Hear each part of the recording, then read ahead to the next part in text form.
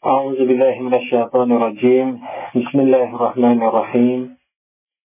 أستغفر الله ربي وأتوب إليه. والحمد لله رب العالمين. ثم الصلاة والسلام على أشرف الأنبياء والمرسلين حبيبنا وحبيب رب العالمين أبي القاسم محمد وعلى آله الطيبين الطاهرين المعصومين المنتجبين. أما بعد. السلام عليكم ورحمة الله وبركاته. Para pemirsa yang budiman di mana saja Anda berada, semoga Allah selalu melindungi Anda, selalu menepis segala mara bencana, segala rintangan, dan mempermudah Anda semua dalam menyelesaikan tugas-tugas keseharian, kewajiban, begitu juga menyelesaikan ujian-ujian yang sedang dihadapi, apakah ujian dunia atau ujian ukhrawiyah. Dan tidak lupa semoga Allah selalu meningkatkan takwa kita sekalian, karena peningkatan takwa membuat kita insyaallah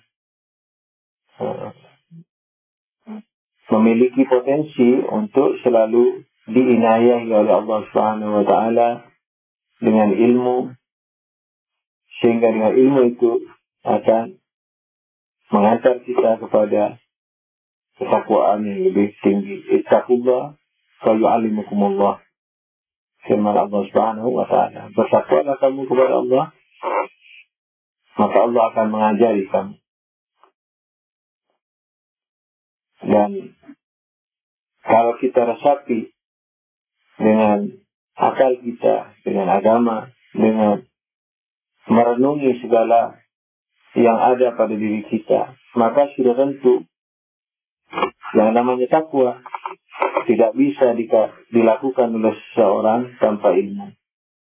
Takwa yakni boleh dikata menghindari dosa dan melakukan taat. Nah, ini tanpa ilmu tidak mungkin dapat terjadi. Ilmu kepada Allah Subhanahu wa taala, ilmu terhadap penciptanya, kasih sayang penciptanya, janji surga penciptanya, ancaman neraka penciptanya, kemestian bersyukur kepada pencipta, dan seterusnya. Termasuk ilmu yang sering dikatakan sebagai ilmu kalam atau teologi, atau juga bisa dibahas dalam filsafat misalnya. Ini juga perlu kepada ilmu. Jadi takwa tanpa ilmu tidak bisa. Ilmu bisa, ilmu teologi, ilmu kalam, ilmu akidah, bisa juga ilmu fikih, ilmu amal, dan seterusnya.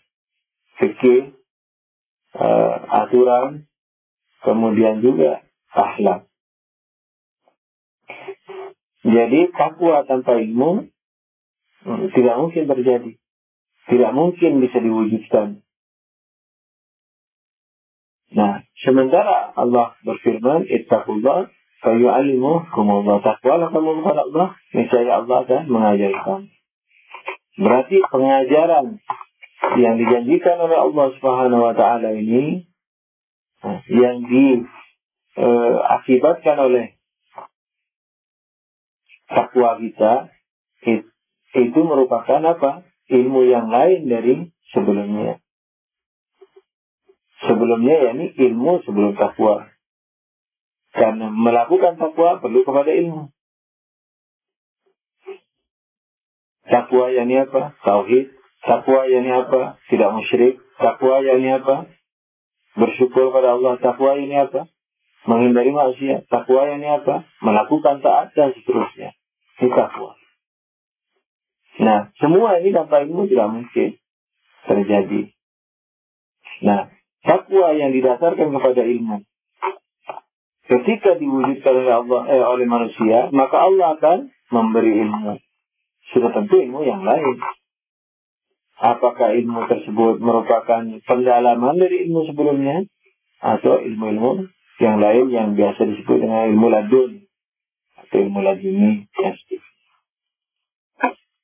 Jadi semoga Allah meningkatkan takwa kita, yakni memberi taufik kepada kita untuk meningkatkan takwa, sehingga takwa ini mendatangkan ilmu kepada kita. Sudah tentu ketika kita bertakwa, ketika kita berdoa, harus melaksanakan doa kita. Karena kalau berdoa hanya dengan kata-kata, berarti hanya membaca doa. Nah, secara filosofis, berdoa tidak sama dengan membaca doa. Membaca doa, yakni melafazkan atau membaca kitab-kitab doa yang ada yang tercetak di perpustakaan-perpustakaan, di toko-toko buku atau di rumah-rumah kita. Nah, itu membaca doa. Atau dengan menghafal, itu juga membaca. Jadi doanya ditulis, kemudian kita baca, kita hafalkan, lalu kita baca. Atau doa yang men-istira'ina, yakni kita mengarang sendiri doa, tidak ada masalah. Sesuai dengan nuansa batin kita menyusun doa kepada Allah Subhanahu wa taala dengan bahasa yang bagus. Misalnya, itu membaca doa. Secara filosofis, secara kenyataannya, hal tersebut membaca doa, baik dilakukan oleh lisan atau oleh kalbu kita, oleh batin kita. Tapi berdoa lain. Berdoa yakni apa? Yakni di samping melafazkan, juga mengamalkan isi doanya. Jadi kalau kita berdoa, mudah-mudahan kita diberikan peningkatan takwa, diinayai oleh Allah supaya kita meningkatkan takwa. Nah, supaya kita dikatakan berdoa, maka kita harus berusaha untuk meningkatkan takwa, yakni dengan belajar, dengan tidak melakukan dosa. Kalau tidak mampu seluruhnya, setidaknya mengurangi dosa. Nah, yang penting ada usaha pada diri kita. Tapi kewajiban kita harus meninggalkan seluruh dosa. Nah, ini namanya peningkatan takwa. Jadi kalau kita berdoa, semoga Allah memberi taufik kepada kita untuk meningkatkan takwa sehingga mendapatkan ilmu yang kedua, atau lapisan ketiga, atau lapisan keempat, dan seterusnya.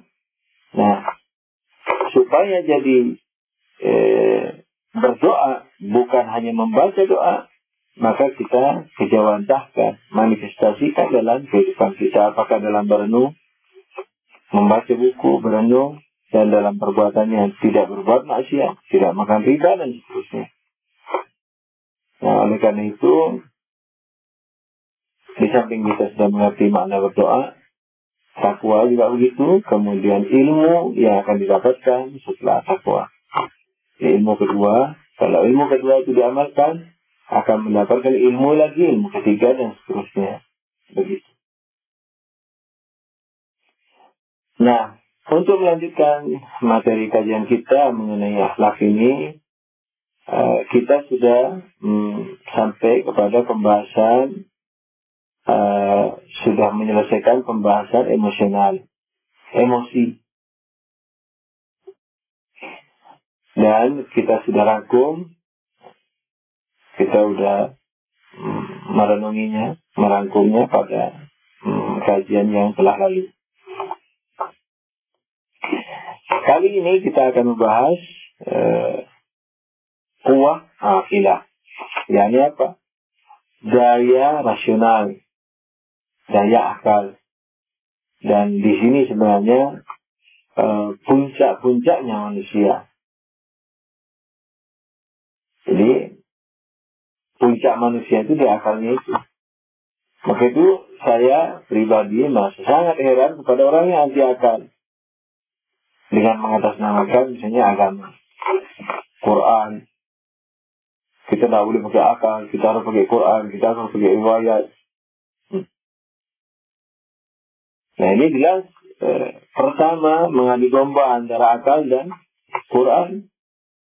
Akal dan Quran bukan merupakan hal yang bertentangan. Jadi sudah mengandung domba. Yang kedua, Quran yang kamu bilang itu Quran apa? Quran yang dimaksudkan Tuhan atau Quran yang kamu pahami? Kalau dia mengatakan Quran yang dimaksudkan Tuhan, Masya Allah, berarti kamu setingkat dengan Nabi, maksum, ilmunya pasti benar. Ketika memahami, membaca ayat, memahami, pahamannya pasti benar. Berarti kamu Rasul ke-26. Kalau mengatakan bahwa penyandaran pikiran dia atau amalan dia, perbuatan dia kepada Quran, penyandarannya sesuai dengan yang dimaksudkan Allah, pasti, Masya Allah, ini berarti Rasul terakhir, Rasul penerus. Padahal kan tidak demikian. Ya, berarti Quran apa yang dipakai oleh kamu yang menentang Quran, yang menentang akal, yang mengatakan suruh pakai Quran, suruh pakai Quran. Quran apa yang dipakai? Quran yang dipakai adalah apa? Quran yang dipahami. Quran yang dipahami oleh kamu yang hati kepada akal. Nah sekarang kamu memahami pakai apa? Pakai akal. Berarti akalmu yang kamu tolak, akal yang menurut kamu itu adalah akal yang harus dijauhkan dari kehidupan manusia, lalu memakai Quran, itu apa berarti? Berarti yang ditentang tadi dipakai lagi. Yang menurut imajinasi dia telah membuang akal dan memakai Quran, ternyata apa? Quran yang dipakai adalah Quran yang dia pahami. Quran yang sesuai dengan takaran akal dia. Nah, di situ sudah tentu apa? Relatif.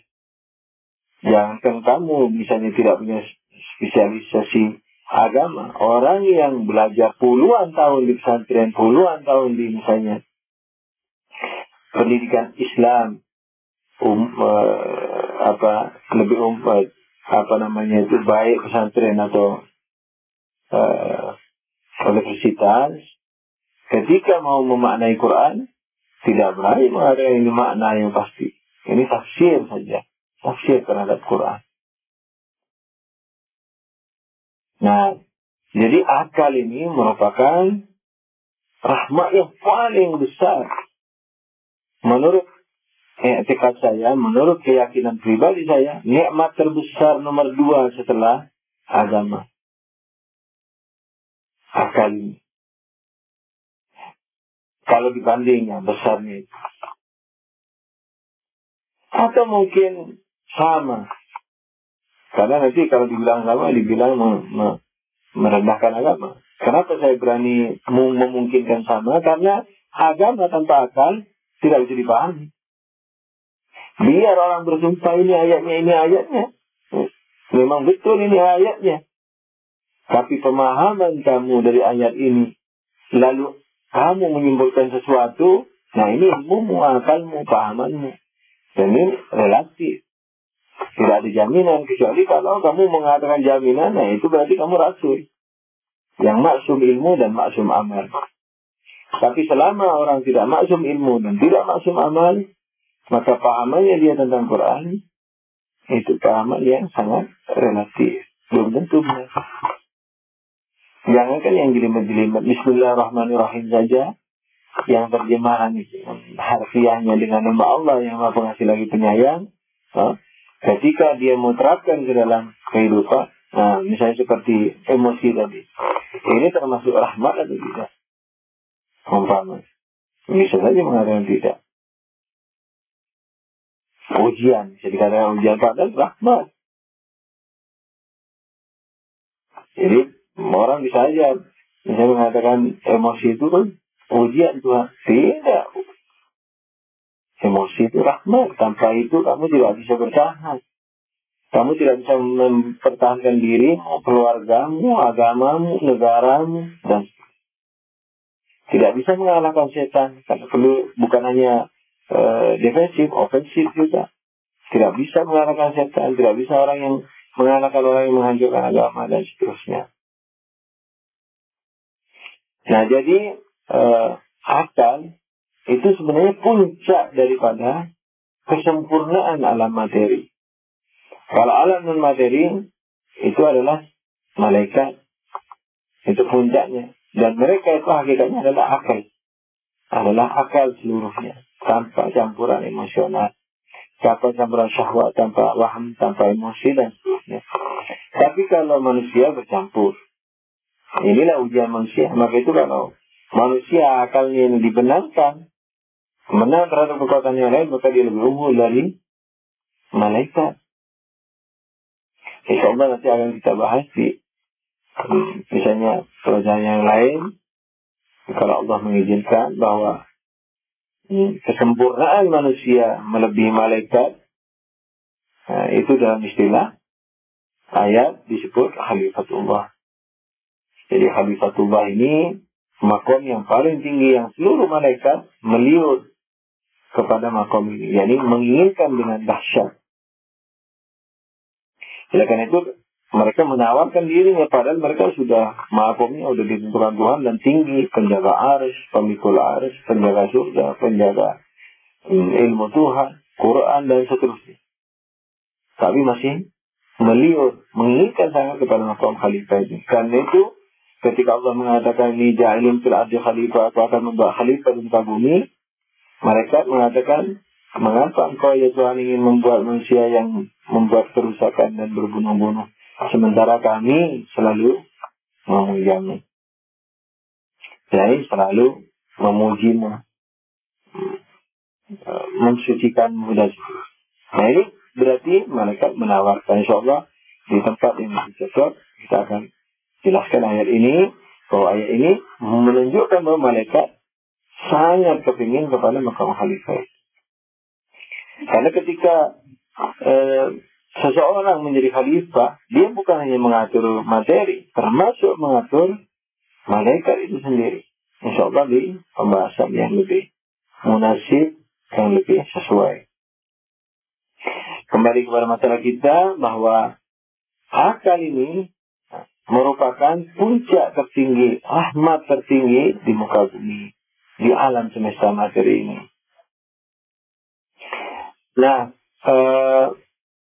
oleh karena itu, jangan sampai ada orang, na'udzubillah, yang menghina-hinakan Quran, menghina-hinakan akal dengan azan Quran.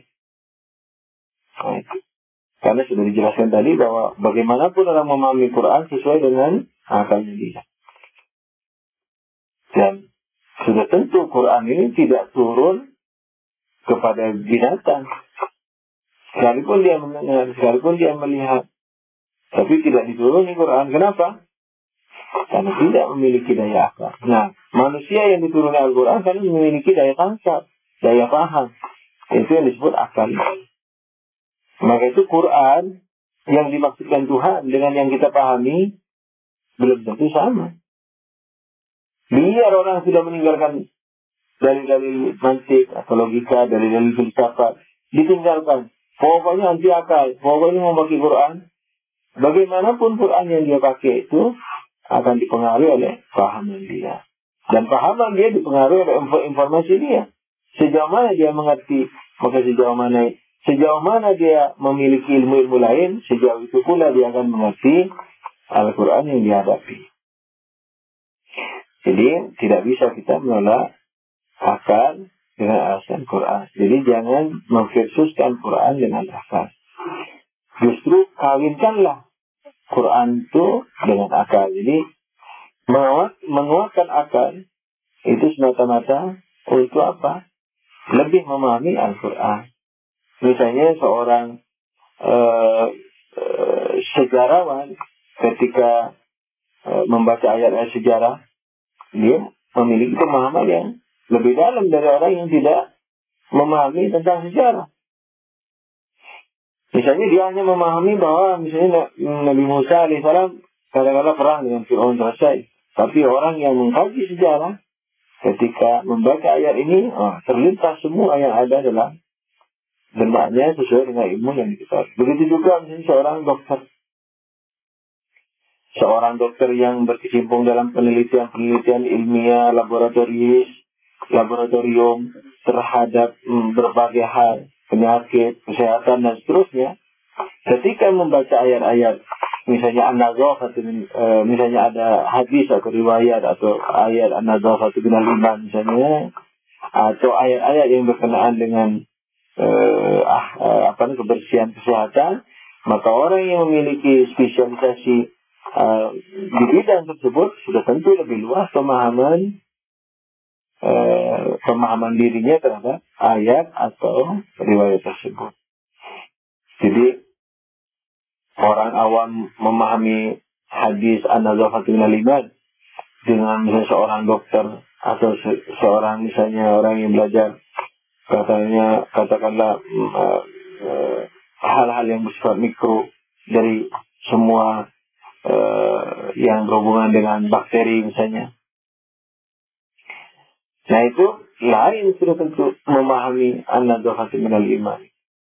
Dia akan lebih meresapi, lebih luas pandangannya, dan lebih manis merasakan mengapa nazafah itu dimasukkan ke dalam ilmu, dimasukkan ke dalam iman. Maaf. Ini an-nazafatu minal iman. Saking tingginya an-nazafatu ini, itu bagian daripada iman. Nah, oleh karena itu, maka akal yang ada pada manusia ini merupakan pemberian Allah Subhanahu wa Ta'ala. Kalau ada orang yang mengatakan buang akal sama dengan buang hidung, buang telinga. Nah, buang mata ini kan berarti tidak mensyukuri nikmat Tuhan. Malah barangkali bisa disebut sebagai orang yang mengingkari nikmat Tuhan. Jadi nikmat terbesar yang ada pada manusia akalnya. Bagaimana orang suruh buang akal? Nah, oleh karena itu akal atau kuwah aqilah ini harus dipergunakan untuk memahami syariat Allah Subhanahu wa Ta'ala. Bagaimana orang bisa memahami Bismillahirrahmanirrahim? Nah, sudah tentu jangan sampai masuk ke bab memfassara Al-Quran biraihi, yang menafsirkan Quran dengan dirinya sendiri, dengan pandangannya, maka falitabawa maka finnar, maka siapkanlah dirinya untuk masuk neraka. Jangan sampai masuk ke situ. Itu bukan akal. Itu akal-akalan namanya. Jadi menafsirkan Bismillahirrahmanirrahim dengan akal dia sendiri, itu namanya akalan. Akal kita mengatakan apa? Bismillahirrahmanirrahim harus ngerti bahasa Arab. Misalnya, harus menyelidiki apa yang dimaksud ism, Bismillah. Terus harus diselidiki apa yang dimaksud Allah. Akal kita menyuruh begitu. Apa yang dimaksud ism, apa yang dimaksud Allah, apa yang dimaksud Ar-Rahman, apa yang dimaksud Ar-Rahim. Harus diselidiki. Bahasa Arab yang dimaksudkan ini apa? Misalnya. Dan dalam hal ini Allah memaksudkan apa? Nah, akal kita menyuruh seperti itu tidak boleh ditafsirkan sendiri-sendiri. Nah, baru nanti misalnya kalau riwayat tadi an-nazafatu minal iman. Seiman apa? Nazafah apa? Nazafah perbuatan, bukan iman. Misalnya, salah satu dari perbuatan. Kemudian iman adalah keimanan diri, yani kepercayaan yang ada di dada, tidak ada hubungannya dengan perbuatan. Tapi kenapa perbuatan dari iman? Misalnya akal itu mengatakan gitu, harus diteliti ini apa. Jangan ngarang-ngarang sendiri, harus diteliti apa yang dimaksud nazafah dalam Islam. Dilihat dalam Islam apa. Kemudian, didukung oleh eksperimen yang dilakukan oleh manusia. Jadi eksperimen ini tidak menjadi mufassir Quran, menjadi salah satu instrumen, katakanlah penguat. Karena eksperimen ini banyak juga kekurangannya. Eksperimen sekarang dengan eksperimen nanti 10 tahun lagi berbeda. Berbeda kalau hanya dikembangkan mesti mendingan. Sering kali disalahkan eksperimen sekarang. Ini eksperimen yang dilakukan di laboratorium sekarang ini bisa saja dan sangat mungkin disalahkan 10 tahun lagi, 5 tahun lagi. Nah, oleh karena itu eksperimen atau ilmu tabi'ah ini, katakanlah ilmu selain ilmu agama ini, itu menjadi salah satu instrumen penguat. Bukan asas daripada pahaman terhadap Al-Quran. Bukan asasnya. Nah, oleh karena itu akal sendiri yang mengatakan seperti itu harus dipahami. Harus mendengar guru pengajar Qurannya siapa? Rasulullah. Liyu'allimahumul kitab wal hikmah. Rasulullah itu diutus untuk mengajari kitab dan hikmah. Jadi mengajari Al-Quran, diajarkan maksudnya ini apa, dan hikmah. Nah, jadi akal sendiri yang menyuruh kita supaya tidak memahami Quran dengan akal kita sendiri. Akal yang mengatakan begitu. Harus memahami apa yang dimaksudkan Tuhan. Oleh karena itu harus mengaji kepada Rasulullah, mengaji kepada Imam Maksum. Kalau tidak ada Imam Maksum, mengaji kepada ulama. Jangan menafsirkan sendiri. Nah, yang di laboratorium itu menjadi penunjang. Itu pun masih dalam tanda kutip, tidak penunjang penentu. Karena dia bisa disalahkan oleh eksperimen berikutnya, penemuannya bisa saja salah. Nah, begitu. Nah, tapi kalau eksperimennya itu dijadikan dasar, nah itu barangkali dasar penafsiran Al-Quran itu barangkali yang manfasalah Al-Quran dira'yihi. Mungkin termasuk salah satu ekstensi atau misbah atau keberadaan atau salah satu individu dari pahaman apa? Menafsirkan Quran dira'yihi. Nah, jadi akal digunakan apa? Untuk memahami Al-Quran, untuk memahami riwayat, untuk memahami ciptaan, perenungan ciptaan. Malah Kanjeng Nabi SAW, kita telah membaca salah satu ayat yang mengatakan misalnya bahwa Allah mencipta langit dan bumi ini dengan seluruh isinya itu sebagai ayat, sebagai tanda kebesaran Tuhan, bukti kebesaran Tuhan dan seterusnya. Nah, sampai ada riwayat kurang lebih Tuhan mengecam. Nah, sehingga saya melaknat. Tapi katakanlah dikurangkan beban anunya.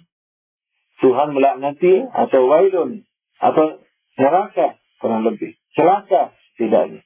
Celaka bagi orang yang membaca ayat ini kata Rasulullah, tapi dia tidak merenungi Al-Quran. Tidak merenungi alam semesta.